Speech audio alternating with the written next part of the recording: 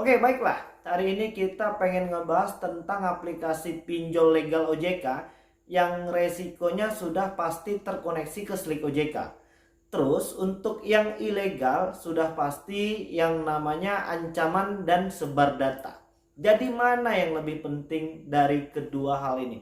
Dan biasanya hari ini teman-teman subscriber kita itu setelah ngutang di aplikasi pinjol yang ilegal malah menambah beban lagi di aplikasi yang legal OJK. Padahal jika dari awal kalian sudah memantapkan diri untuk tidak menambah lagi deretan hutang di aplikasi pinjol legal OJK, maka masalah ini akan selesai. Dan hari ini masih banyak teman-teman kita itu yang memang benar-benar ketipu. Ternyata aplikasi pinjol yang mereka gunakan itu adalah aplikasi pinjol ilegal. Tapi hari ini banyak banget ya aplikasi-aplikasi yang gak jelas, yang hari ini status hukumnya entah bagaimana tapi berani menempelkan lambang OJK dan Kominfo. Dan kita pengen beritahukan ini kepada seluruh jajaran penegak hukum, OJK dan AFPI, bahwasannya banyak aplikasi pinjol ilegal yang berani menautkan dan menempelkan beberapa lambang-lambang dari pemerintah yang sah seperti OJK, Kominfo dan lain sebagainya. Oke, hari ini siapa yang masih belum mampu melakukan pembayaran di aplikasi pinjol legal OJK dan hari ini sedang ditakut-takuti ya, sedang ditakut-takuti bakal nggak bisa minjam lagi karena memang mungkin sudah kena Slik OJK, atau mungkin kamu bakal bermasalah karena sudah di B-checking ya, atau mungkin ada yang ditakut-takuti kalau rekening pribadinya akan di auto debit ya, ada juga yang takut kalau kartu BPJS-nya bakal dicampur adukan ke dalam aplikasi pinjol ini. Banyak banget ya ancaman-ancaman hari ini yang didapatkan masyarakat kita, subscriber kita, yang membuat mereka semakin panik.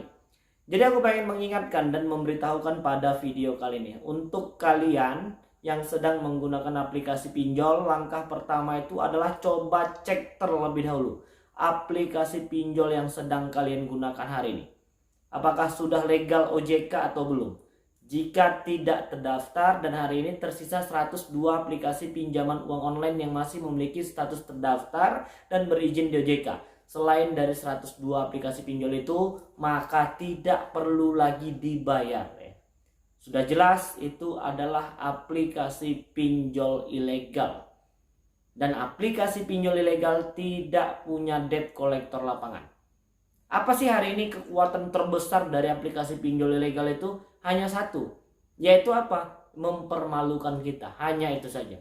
Dan mereka akan mengganggu, menghubungi semua kontak yang sudah mereka retas, yang sudah mereka otorisasi dari handphone kita, dan mereka membuat sebuah grup WhatsApp ya, dan menyebarkan foto-foto vulgar yang sudah diedit-edit dan diberikan caption yang sangat kurang ajar. Kekuatan mereka hanya itu.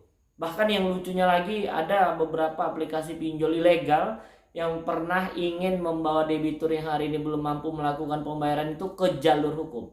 Ini lucu sekali. Jadi di situ artinya apa ya? Memang masyarakat kita yang hari ini masih minim informasi tentang aplikasi apa saja yang masih berlabel OJK, yang masih memiliki status terdaftar dan berizin. Jelas tentu ini akan membuat debitur dan subscriber kita itu panik ya. Apalagi yang mungkin selama ini tidak pernah mengalami masalah seperti ini, pasti akan kalang kabut ya, pasti akan mengambil langkah-langkah instan seperti gali lubang tutup lubang. Padahal itu salah dan jangan lagi dilakukan.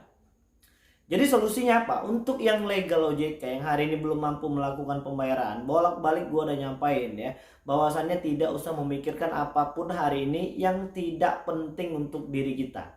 Hari ini yang terpenting di dalam diri kita itu adalah mengupgrade diri kita menjadi lebih baik, menambah peluang usaha dan menambah penghasilan ya, dan bagaimana kita bisa hidup tenang dan nyaman. Jadi kalau hari ini kalian masih terus membiarkan diri kalian itu terjebak dalam ketakutan-ketakutan yang kalian ciptakan sendiri, maka semua pemikiran positif itu tidak akan kita dapati. Maka kita akan salah terus dalam mengambil langkah dan tindakan. Jadi kalau untuk yang ilegal ya pasti sudah jelas ya, mereka tidak punya aturan hukum. Mereka itu tidak taat, tidak tunduk sama semua peraturan yang sudah ditetapkan oleh OJK. Jadi apa Bang yang harus dilakukan? Tidak usah dibayar. Dan salah satu cara membangkrutkan dan menutup aplikasi pinjol ilegal ini adalah dengan cara tidak lagi membayar hutang kepada mereka. Jadi bagaimana Bang kalau seandainya gue udah punya rezeki tapi gue belum sanggup untuk membayar bunga dan dendanya karena sudah terlalu banyak di aplikasi pinjol ilegal. Kalau kalian masih punya niatan baik, iktikat baik, ya gue juga pasti support tentunya untuk melunasi semua hutang-hutang ini. Tapi karena kalian merasa keberatan dengan jumlah denda dan bunganya, cobalah untuk bernegosiasi ya. Cobalah untuk minta tolong saja sama mereka untuk mengurangi beban denda dan bunga. Kalau mereka terus memaksa bagaimana Bang? Dan kita tidak sanggup, tidak usah dibayar sekalian. Itu untuk semua aplikasi pinjol ilegal. Dan hari ini ya sepertinya pihak kepolisian ya terus bergerak ya dan terus mencari informasi kepada seluruh masyarakat, dan aku pengen mengajak kalian untuk beramai-ramai memberikan laporan kepada pihak kepolisian yang terdekat di kota kalian ya, supaya aplikasi-aplikasi pinjol ilegal ini bisa segera diberantas. Seperti kemarin di tanggal 27 nggak salah, di hari Jumat ya, Polda Metro Jaya sudah berhasil meringkus 11 orang ya yang dipekerjakan sebagai desk collector katanya. Bahkan beberapa informasi mengatakan bahwasannya mereka itu masih tergolong anak-anak baru. Dan pihak kepolisian juga sudah mengingatkan ya, khususnya untuk abang-abang dan kakak-kakak debt collector atau desk collection dari aplikasi pinjol yang ilegal ya, agar untuk tidak bekerja sama, tidak bekerja atau menjadi pegawai dari salah satu aplikasi pinjol ilegal ini. Sanksi hukumnya sudah jelas ya. Dan ini sudah masuk ke dalam ranah pidana. Jadi tidak main-main lagi.